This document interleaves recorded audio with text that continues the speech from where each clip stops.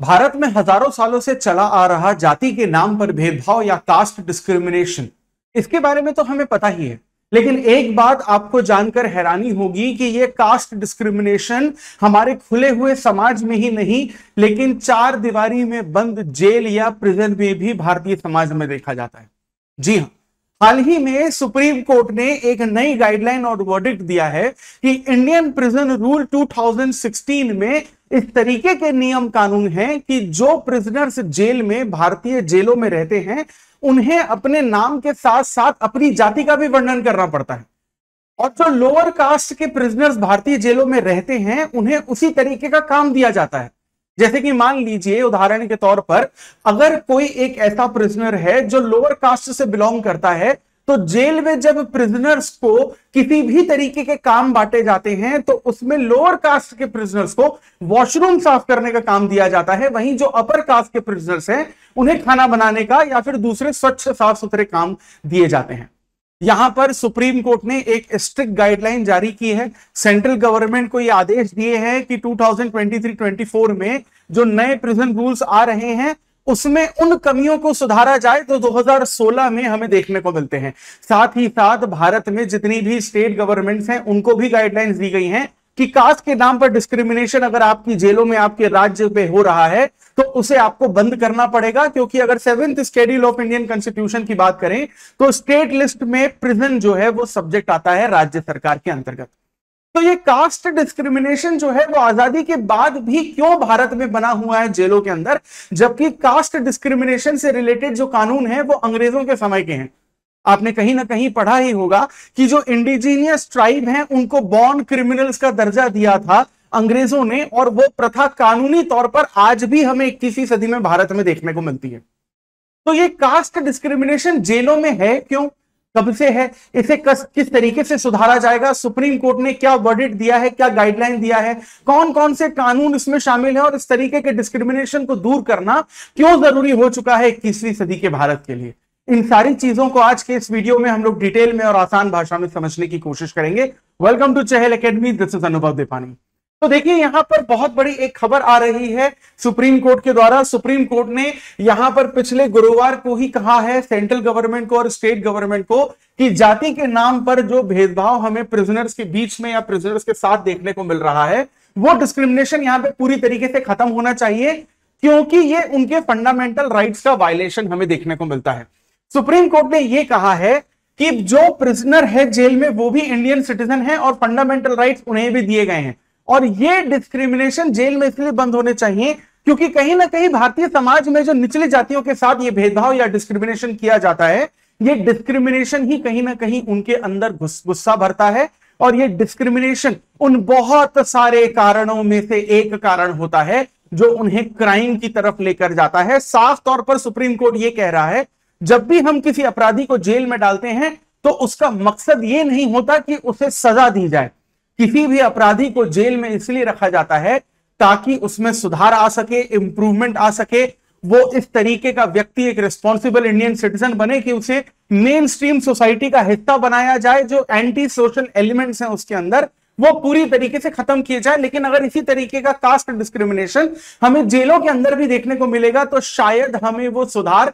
नहीं देखने को मिलेगा उन अपराधियों में जिस लक्ष्य को सामने रखते हुए हमने ये कहा था कि उनमें सुधार लाया जाएगा। तो यहां पर सबसे पहले सुप्रीम कोर्ट बेसिकली ये कह रहा है कि 2016 का जो बेसिकली हमें मॉडल प्रिजन मैनुअल देखने को मिलता है, उसमें बहुत सारी खामियां हैं, और इस मॉडर्न प्रिजन रूल 2016 की खामियों को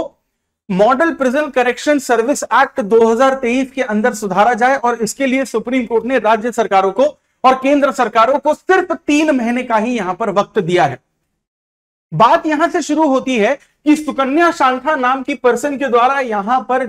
सुप्रीम कोर्ट में पीआईएल डाली गई थी कि जेल में जो कैदी हैं उनके साथ डिस्क्रिमिनेशन होता है। उदाहरण के तौर पर उस पीआईएल में यह लिखा गया था कि भारत में बहुत सारे ऐसे राज्य हैं जिसमें उत्तर प्रदेश, बंगाल, आंध्र प्रदेश, मध्य प्रदेश, उड़ीसा, केरला, तमिलनाडु, महाराष्ट्र, कर्नाटक, राजस्थान, हिमाचल प्रदेश ऐसे राज्य हैं जहां पर कैदियों के साथ जाति के नाम पर भी भेदभाव किया जाता है। सबसे बड़ी प्रॉब्लम यहां पर हमें यह देखने को मिलती है कि प्रिजनर की जो कास्ट है, जो जाति है, उसके हिसाब से यहां पर उसे काम जो है वो दिया जाता है। उदाहरण के तौर पर अगर हम लोग मध्य प्रदेश की बात करें तो मध्य प्रदेश में एक लोअर कास्ट आपको देखने को मिलती है जिसे हम लोग मेहतर जाति के नाम से जानते हैं। और इन जाति के जो प्रिजनर्स हैं उन्हें मध्य प्रदेश में टॉयलेट या वॉशरूम साफ करने का काम जो है दिया जाता है, और दूसरा किसी भी तरीके का काम नहीं दिया जाता। और इसी तरीके की प्रॉब्लम हमें वेस्ट बंगाल के जेल कोड में भी देखने को मिलती है कि जाति के आधार पर यह तय किया जाता है कि उस प्रिजनर को, उस कैदी को यहां पर क्या काम दिया जाएगा।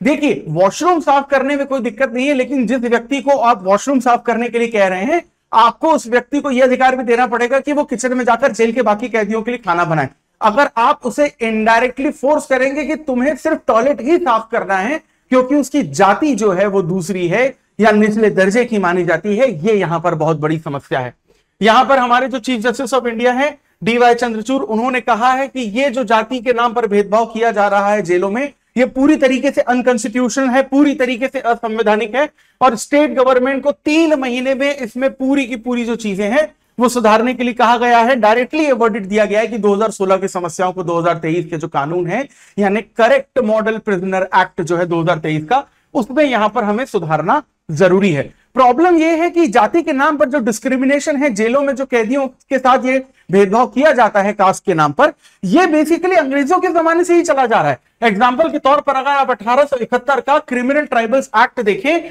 तो यहां पर कुछ कम्युनिटीज को, स्पेशली ट्राइब्स को, यहां पर क्रिमिनल ट्राइब या बॉर्न क्रिमिनल्स के नाम से जाना गया था। और ये तो फिर भी अंग्रेजों के द्वारा किए लाया गया कानून, और हमें पता है कि मेजॉरिटी ऑफ द कानून जो अंग्रेजों के द्वारा लाए गए थे वो पूरी तरीके से गलत थे। लेकिन अब तो भारत आजाद हो चुका है, वक्त बदल चुका है, समाज बदल चुका है, तो हमें इन जो बेतुके कानून हैं उनको बदलने का वक्त हमारे सामने आ चुका है। बात यहां पर यह है कि अगर आप किसी भी कैदी के साथ उसकी जाति के नाम पर भेदभाव करते हैं तो ये उसके अलग अलग तरीके के फंडामेंटल राइट्स का प्रोविजन भी होता है, वायलेशन होता है। एग्जाम्पल के तौर पर इसमें आप आर्टिकल नंबर 14, आर्टिकल नंबर 15 का राइट टू इक्वालिटी का वायलेशन करते हैं। आर्टिकल नंबर 17 में जो अनटचेबिलिटी का प्रोविजन है उसका यहां पर वायलेशन होता है। Right to live with dignity में आर्टिकल नंबर 21 का, और यहां पर आर्टिकल नंबर 23 का भी पूरी तरीके से वायलेशन होता है, जिसमें हम लोग राइट्स अगेंस्ट एक्सप्लॉयटेशन के बारे में यहां पर पढ़ते हैं।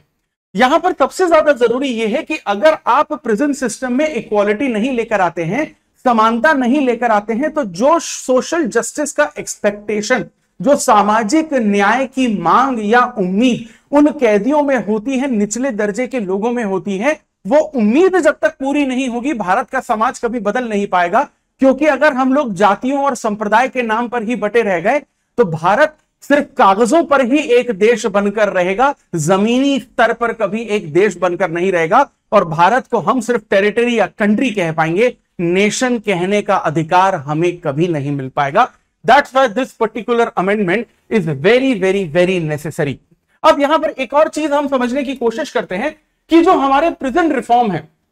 उसमें अलग अलग कमिटीज ने यहां पर अलग अलग तरीके के रिकमेंडेशन दिए। उदाहरण के तौर पर 1983 की अगर हम लोग जस्टिस मुल्ला कमेटी के रिकमेंडेशन देखें तो इसमें बहुत सारे ऐसे रिकमेंडेशन दिए गए थे जिन्हें दिए हुए 40 साल से ज्यादा हो चुके हैं, लेकिन जमीनी स्तर पर इनको अभी तक लागू नहीं किया गया है। उदाहरण के तौर पर यहां पर प्रिजन का जो रिकमेंडेशन है, जो सर्विसेज दी जाती हैं उन्हें सुधारने की बात की गई थी, वो अब तक पूरी तरीके से नहीं हो पाया है। इसके अलावा यहां पर पब्लिक मीडिया विजिट्स की ट्रांसपेरेंसी यहां पर नहीं है। अंडर ट्रायल प्रिजनर जो हैं वो लगातार जेल में सड़ते रहते हैं, केसेस की उनकी तारीख आगे बढ़ती रहती है। कई बार ऐसा होता है कि बहुत सारे इनोसेंट ऐसे हमें प्रिजनर्स देखने को मिलते हैं जो 5-5 साल तक जेल में रहते हैं, उनका केस चलता रहता है। 5 साल जेल में रहने के बाद पता चलता है, कोर्ट ये कहता है कि ये तो पूरी तरीके से निर्दोष है, आप इसको जेल से बाहर निकालिए। आप पैसे कितने भी उसे दे दें, कॉम्पनसेशन उसे कितने भी देखें, लेकिन उसके जीवन के जो 5 साल बर्बाद हुए हैं उस केस में जुडिशरी की बेसिकली देरी की वजह से, वो 5 साल उसके जीवन के आप कभी भी उसे लौटा नहीं पाएंगे। यही इस कमेटी में सबसे बड़ा रिकमेंडेशन 1983 में दिया गया था। इसके अलावा कहा गया था कि एक नेशनल पॉलिसी की जरूरत है जो प्रिजन में बनाई जाएगी, और यहां पर इंसाफ या जस्टिस जो है वो वक्त पर दिया जाएगा, क्योंकि अगर आप इंसाफ देरी से देते हैं तो वो नाइंसाफी के बराबर ही माना जाता है। इसके अलावा उसके जस्ट बाद 1987 में हमें VR कृष्णन अय्यर कमेटी की रिपोर्ट भी देखने को मिलती है, जिसमें यह कहा गया है कि जो विमेन पुलिस है उनको ज्यादा से ज्यादा हमें यहां पर भर्ती करना पड़ेगा, क्योंकि अगर फीमेल पुलिस आपको देखने को मिलती है तो जो फीमेल कम्युनिटी होती है वो मेल कम्युनिटी से ज्यादा सेंसिटिव होती है, क्योंकि मेल ईगो जैसी प्रॉब्लम आपको फीमेल में देखने को नहीं मिलती। जब आपकी पुलिस फोर्स ज्यादा से ज्यादा सेंसिटिव होगी, ज्यादा से ज्यादा भावनात्मक होगी, कुछ भावुक होगी, सुधारने की इच्छा रखेगी, तो यहां पर यह डिस्क्रिमिनेशन ऑटोमेटिकली हमें यहां पर खत्म होता हुआ दिखेगा। यहां तक कि रिसेंटली 2018 में जस्टिस अमित्व रॉय पैनल ने भी इस तरीके की बात की थी कि भारत में जो प्रिजन की हालत है वो बहुत ज्यादा खराब है और इसे जल्द से जल्द सुधारने का जो काम है वो किया जाना चाहिए। अब यहां पर सुप्रीम कोर्ट जिस मॉडल प्रिजनर करेक्शन एक्ट 2023 की बात कर रहा है उसमें कौन कौन से ऐसे पॉइंट्स शामिल हैं उनको डिस्कस करना जरूरी है, क्योंकि अगर ये पॉइंट्स एक बार इंप्लीमेंट हो जाते हैं तो जितनी भी प्रॉब्लम्स है प्रिजन से रिलेटेड, ना कि सिर्फ कास्ट डिस्क्रिमिनेशन की, लेकिन अंडर ट्रायल प्रिजनर्स की समस्याओं को भी यहां पर पूरी तरीके से सॉल्व किया जा सकता है। हमेशा याद रखिएगा कि हमारी सरकार, हमारी जुडिशरी, एग्जीक्यूटिव, लेजिस्लेचर पॉलिसीज बहुत अच्छी बनाती हैं। प्रॉब्लम हमेशा इंप्लीमेंटेशन में आती है, परमानेंट एग्जीक्यूटिव्स में आती है। तो ये जो हमारा 2023 का एक्ट है जिसको सुप्रीम कोर्ट यहां पर लागू करने की कोशिश कर रहा है राज्य और केंद्र सरकारों के द्वारा, इसमें सबसे पहले यह कहा जा रहा है कि प्रिजनर्स को यहां पर लीगल एड दी जाएगी, परोल दिया जाएगा। परोल का मतलब होता है कि अगर किसी व्यक्ति को जेल में रखा गया है, उसे कुछ सालों की सजा दी गई है और अगर उसके व्यवहार में, बिहेवियर में, नेचर में, कैरेक्टर में किसी भी तरीके का सुधार देखने को मिलता है, उसके अंदर एंटी सोशल एलिमेंट्स की कमी देखने को मिलती है और ऐसा समझ में आता है कि अब यह व्यक्ति सुधरने की राह पर चल पड़ा है और मेन स्ट्रीम सोसाइटी का हिस्सा बन चुका है, तो उसे बीच बीच में कुछ कुछ दिनों, हफ्तों या कई बार महीनों के लिए भी जेल से यहां पर बेसिकली छोड़ दिया जाता है। और यह भी इसमें बोला गया है कि अगर किसी में हमें बहुत ज्यादा सुधार देखने को मिलता है तो उसके परिवार से भी मिलने की अनुमति उसे दूसरे प्रिजनर से ज्यादा होनी चाहिए। इस तरीके के प्रिविलेजेस अगर आप प्रिजनर को देंगे तो जो व्यक्ति जेल में है उसके अंदर अपने आप एक मोटिवेशन जाग जाएगा कि मुझे जल्दी से सुधरना है, समाज का हिस्सा बनना है, ताकि मैं अपने परिवार से दोबारा मिल सकूं। अब फाइनल बात यहां पर यही आती है कि ये जो सुप्रीम कोर्ट का जजमेंट है ये एक हिस्टोरिक जजमेंट है, जहां पर ये पूर्ण रूप से क्लियर, स्पष्ट रूप से कहा गया है कि ये 2023 के कानूनों में सुधार आना ही चाहिए। देखने की बात यह होगी कि सुप्रीम कोर्ट के इंटरफेरेंस के बाद क्या सच में ये कानून फिर से लागू होता है या 2016 की तरह ही यहां पर ये फिर से लागू नहीं किया जाता। एग्जीक्यूटिव यहां पर गलती करते हैं। अगर आप अपने समाज को सुधारना चाहते हैं तो उच्च वर्ग से लेकर निम्न वर्ग तक, ऊंचे तबके से लेकर निम्न तबके तक आपको सभी को एक ही तराजू में रखना पड़ेगा, एक ही जैसा अवसर, मौका, अपॉर्चुनिटी देनी पड़ेगी और इसी तरीके से हमारी सोसाइटी आगे बढ़ पाएगी। अदरवाइज हम सिर्फ और सिर्फ जाति के नाम पर बटे रहेंगे और सिर्फ एक देश ही कहला पाएंगे, राष्ट्र नहीं कहला पाएंगे। तो इसी तरीके के इंपॉर्टेंट और कॉम्प्लिकेटेड टॉपिक्स को अगर आप आसान भाषा में और डिटेल में समझना चाहते हैं, so for that please stay tune to Chahal academy, ताकि आपकी यूपीएससी सिविल सर्विसेज एग्जामिनेशन की प्रिपरेशन और आसान हो सके। इस वीडियो को ज्यादा से ज्यादा शेयर करिए, लाइक करिए। अगर आपको यह लगता है कि ये जो जाति की व्यवस्था है वो भारतीय समाज से पूरी तरीके से खत्म होनी चाहिए, और इसी तरीके से जुड़े रहिए चहल एकेडमी के साथ। Do subscribe to this channel. This is Anubhav Dipani. I will see you in the next video. Thank you very much.